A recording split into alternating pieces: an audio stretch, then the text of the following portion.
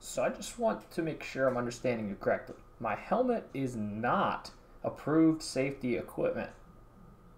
Yeah, like I need an actual mask. All right. Well, thank you for the information, and have a great day. You too. Bye bye.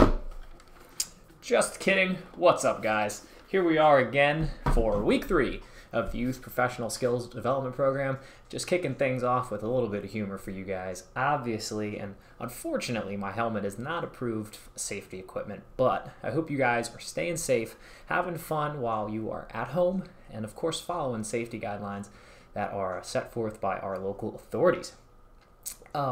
We are going to get things started here today with a little bit of a shorter lesson, something a little bit motivational, I hope, to keep you guys motivated. I'm sure a lot of you are in your final weeks of school for this year, and I know things can get a little bit boring at home while you're stuck in the house. So hopefully this will be something a little bit motivational or inspirational for you and help you to start thinking critically about yourself as a budding professional, and maybe encourage you to do some self-reflection as you are growing in the coming months and years.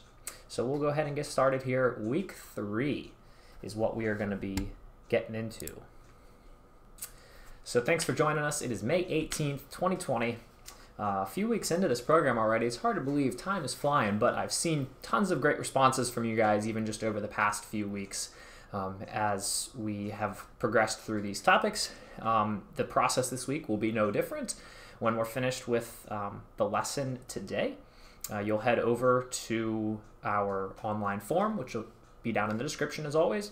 You'll fill out the answer to this week's weekly question, which is actually more of a reflection this week, something hopefully that'll be fun for you guys. And then we will keep moving as the weeks progress here. So at the end, my contact information is listed as always. If you guys have any questions or concerns, don't hesitate to get in touch. And if you are new to the program, welcome. There is a video on our YouTube channel that will introduce you to this program. It's never too late to jump in. We still have a few weeks left, and hopefully you can jump on board with us and have some fun. So without further ado, we will get started here with week 3. So I sort of wanted to do something a little bit different this week. Rather than jumping right into our topic of discussion, I wanted to kick things off with a quote that I thought illustrates really well what we're going to be discussing today, and is definitely a great life lesson. So that's one thing that the goal of this program is not only to prepare you with physical skills to help you be a better employee in the future, but also to help you learn things to be successful in general. So this quote is, "The road to success is paved with failure." And that might sound a little bit counterintuitive or a little bit backwards, but when we really boil this down, there's some important lessons that come out of this, and a couple of different topics, keynotes that I think will be important to discuss, and we'll get into those today. So keep this quote in mind as we progress, and try to formulate in your mind what this might mean. The road to success is paved with failure. So I'm sure you might have heard something like this before, but if not, we'll talk a little bit about it, and you guys can reflect on it in your question this week. So for the actual topic this week is going to be enthusiasm and attitude as a professional. And if you've been part of this program when the community center was open over the past couple of years, enthusiasm and attitude is not a new topic for you. Something I'm definitely passionate about, but if it is something new to you, or you are new to this program and it's not something you've talked about before, I'm sure a lot of you guys have your own different types of enthusiasm or things you're enthusiastic about, and obviously we all have very unique attitudes. But when we talk about it in a professional setting, there are some really important ways that you can stand out as a professional amongst your peers, your friends, your coworkers, or other students that you might be in school with, that will help you to be a better professional, and we're going to discuss some of those today. So talking a little bit more about enthusiasm, and more specifically about attitude as a professional. So I'm sure you guys have heard in school, or maybe from your parents or at work, hey, you need to have a positive attitude. And we don't really take a lot of time to think about what that really means. And I think that is important, especially because a lot of you guys are going to be getting your first job over the next few years. And this is a job skills preparedness program. So what you do in terms of positivity and having a positive attitude is something that you might be really great at in school or around your friends, but when it comes to doing it at work, it's going to be a new experience for you. So giving you a better idea of what that looks like is what my goal is today. So the first question here, what is a positive attitude? And the sub-question there, if I have a positive attitude, what actions might I display? So I'm sure you guys can think of a couple of these. And this is not your weekly question. These are just some ideas that I wanted to put out there that we could briefly discuss.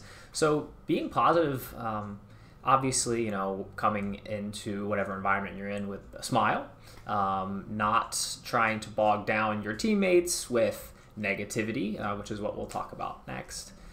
But your actions could be being helpful, offering to do tasks or jobs, again, assuming we're at work, in a workplace, doing jobs that maybe you're not asked to do just because it's part of your routine or something that your boss has said, hey, please go do this, but you take it upon yourself to stand out. And positivity doesn't necessarily have to be walking around smiling and acting happy and excited, but positivity can be anything that promotes a sense of belonging or fellowship amongst you and your teammates, your coworkers, your fellow students in your class, stuff like that.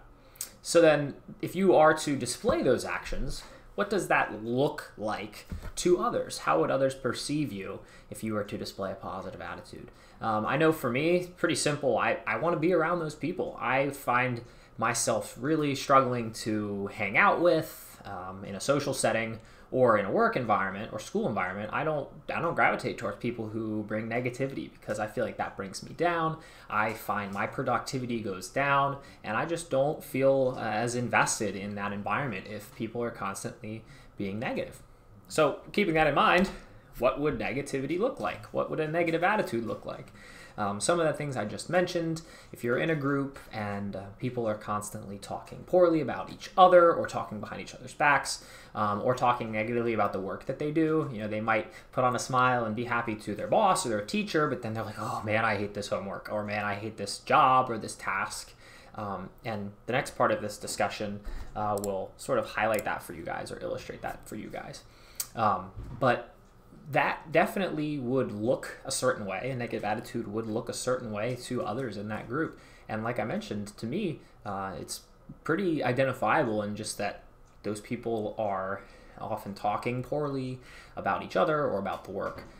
And I just don't like to be around those kinds of people. So hopefully you guys feel the same way. But one thing that we can all agree on here is that it is unavoidable that you will come into contact with people in your professional environments, whether that's work or school, who are going to display both positive and negative attitudes. And chances are you probably will too. I'm not going to tell you that I've not had a negative attitude about something in the past, but it's important to recognize that there are multiple approaches to solving problems, especially the way that you approach professional environments such as work.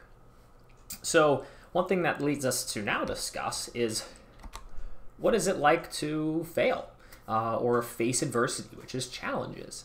And then oftentimes the response to this is going to be the attitude that you bring to the table in the face of failure or adversity. So going back to our quote, the road to success is paved with failure. What that means to me is that people are inherently going to encounter failure. You're not always going to be successful the first time you try something. And I would find it hard to believe if, as a teenager, you've never been unsuccessful at something. And we definitely go to school, we go to our extracurricular activities, and always our coaches or our teachers or our bosses try to set us up for success. They want us to be good at what we do. If you're part of a team, a sports team is an example, your team, you want to win, right? At least I hope so. But you're not always going to, and that's okay.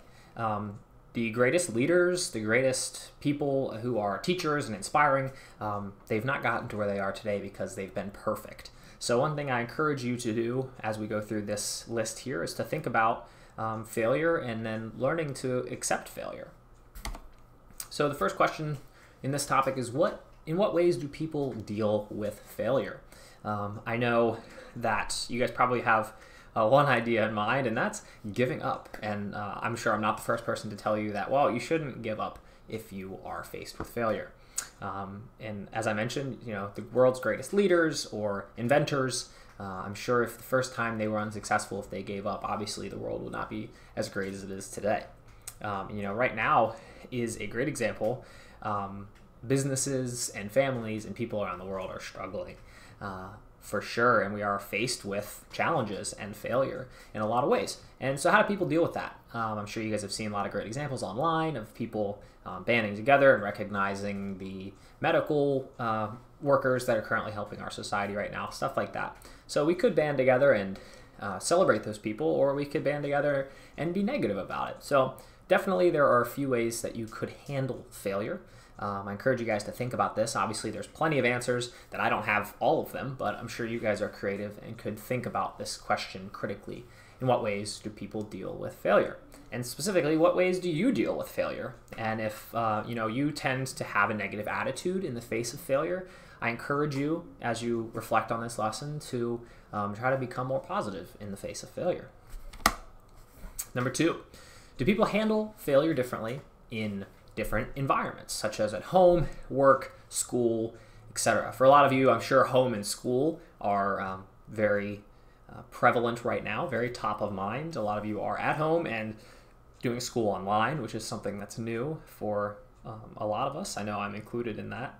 And then for those of us who are working at home right now, which obviously I am, as you can see, do we handle failure differently in different environments? And I would say yes. You may disagree.